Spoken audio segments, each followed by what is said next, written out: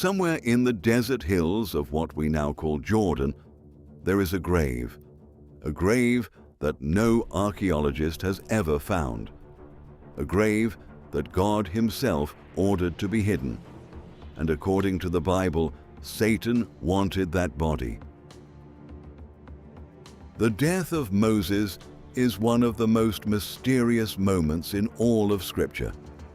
And hidden inside two small verses, one in Deuteronomy and one in the book of Jude, is a confrontation so extraordinary that most people don't even know it exists. An archangel, a fallen angel, and the body of the greatest prophet who ever lived. Today, we are going to uncover exactly what happened on that mountain, and why God went to such lengths to keep it secret. To understand what happened to Moses' body, we first need to understand why Moses died where he did, and why he died alone. Moses had led the people of Israel for 40 years through the wilderness.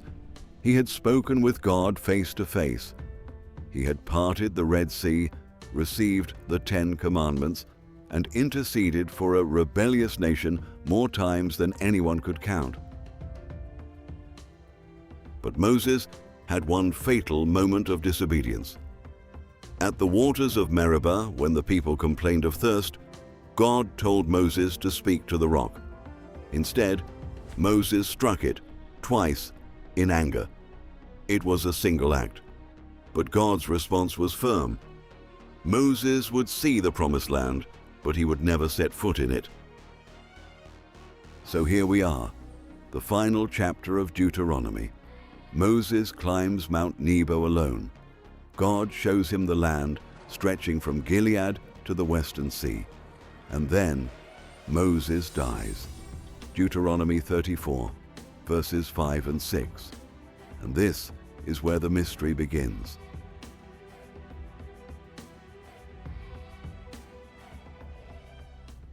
I want to show you exactly where this passage is, and I'm going to use the Unveiled Bible to do it, because this platform lets us go much deeper than a regular Bible app.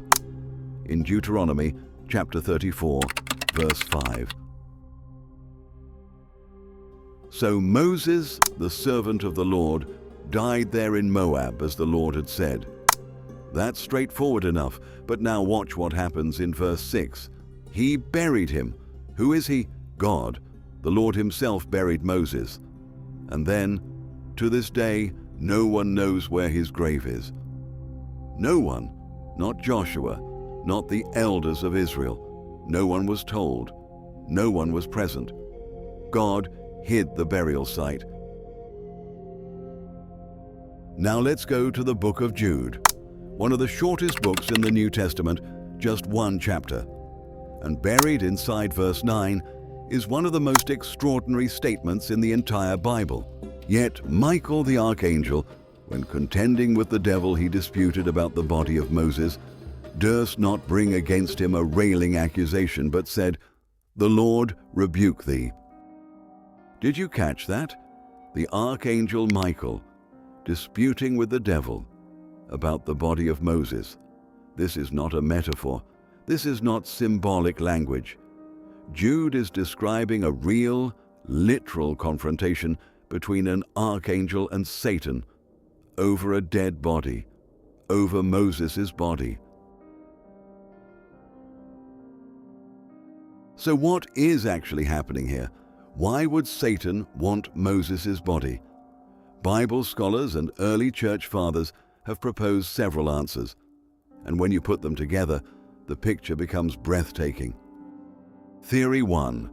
To prevent the creation of an idol.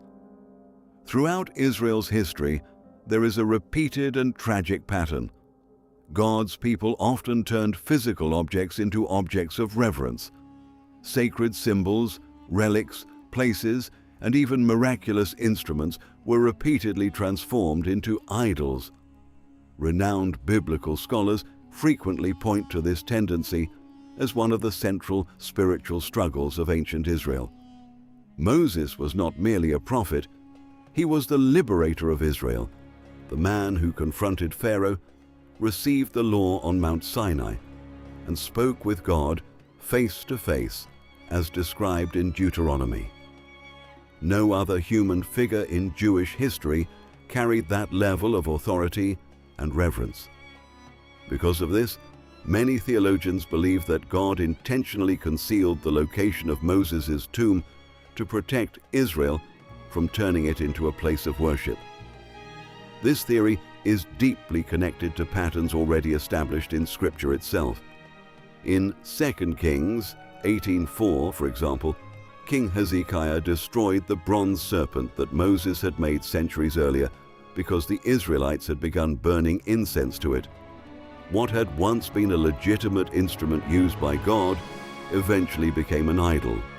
Many scholars argue that if even the bronze serpent became an object of worship, the grave of Moses could have become something far more dangerous. A burial site could easily evolve into a shrine. A shrine could become a center of pilgrimage, and eventually, devotion to God could be replaced by devotion to the man. Some theologians also connect this idea to Jude 1:9, where Michael the archangel disputes with Satan over the body of Moses. While the passage remains mysterious, certain scholars suggest that the conflict may imply that Moses' body held profound spiritual significance, perhaps because of what humanity might have done with it. In this interpretation, God hiding the tomb was not an act of secrecy without purpose. It was an act of protection. The focus of Israel's faith was never supposed to rest on the remains of Moses, but on the God Moses served. Theory 2. A legal claim over a sinner. One of the more fascinating theological theories surrounding the hidden burial of Moses centers on the idea of accusation, judgment, and Satan's role as the adversary. The difficult reality is that Moses, despite his extraordinary calling, was still a flawed human being. Before becoming the deliverer of Israel, he killed an Egyptian man in anger and later fled into the wilderness of Midian. Exodus presents the event plainly, without attempting to soften the gravity of what happened. Years later, Moses also committed the act of disobedience at Meribah. In Numbers 20, God commanded Moses to speak to the rock so water would come forth for the people. Instead, Moses struck the rock in frustration and publicly failed to honor God before Israel. Because of this, God declared that Moses would not enter the Promised Land. For many theologians, this detail is deeply significant. Moses, the very man through whom the law was given, ultimately died under divine discipline himself. This connects directly to another major biblical theme, Satan as the accuser. In Job chapter 1, Satan stands before God accusing Job. In Zechariah chapter 3, Satan appears to accuse Joshua the high priest. The pattern is consistent throughout Scripture. Satan seeks grounds for condemnation.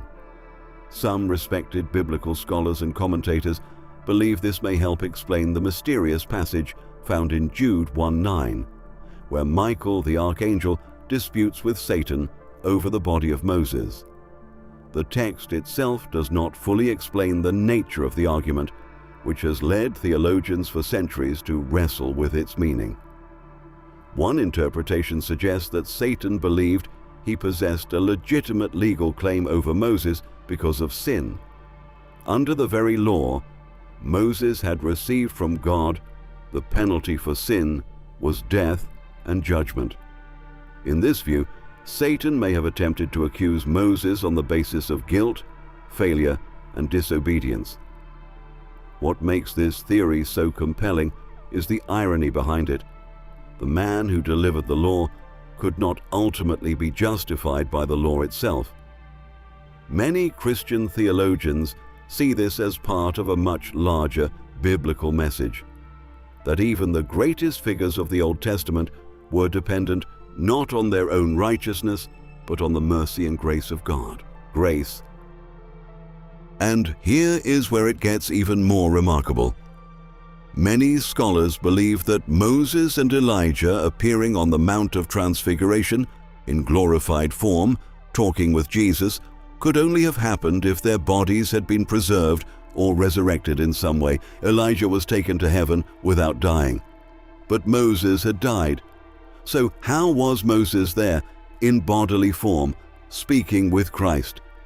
Perhaps the battle over the body of Moses wasn't just about protecting Israel from idolatry. Perhaps God was reserving that body for something greater.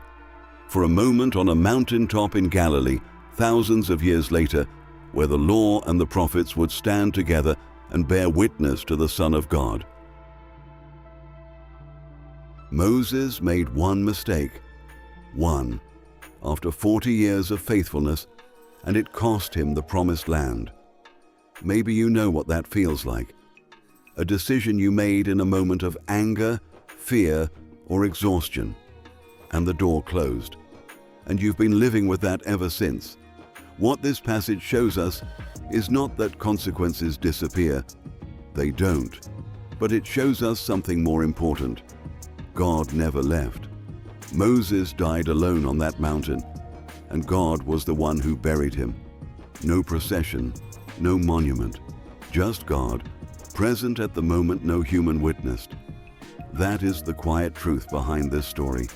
God honors faithfulness even when it ends quietly, even when no one sees, even when the ending looks incomplete from the outside. And there is one more thing. Moses never crossed the Jordan, but centuries later, he stood on the Mount of Transfiguration with Jesus. The story God was writing for Moses was far bigger than the chapter Moses could see. Whatever feels like a closed door in your life right now, God's story for you is not finished. If this video made you think, if it opened something in you, leave a like and drop a comment below. I want to know, have you ever faced a moment where God said no to something you deeply wanted? Tell me your story. I read every single comment. And if you want to keep going, the next video is already waiting for you on the channel. We're going to explore one of the most emotional moments in all of Scripture. Why did Jesus weep at the tomb of Lazarus if he already knew he was going to raise him from the dead? The answer reveals something about Jesus that most people never stop to consider. And if you want to go even deeper into the Word, visit the Unveiled Bible. The link is in the description. It's where we built something specifically for people who want more than surface-level answers. Keep your eyes open, and I'll see you in the next one.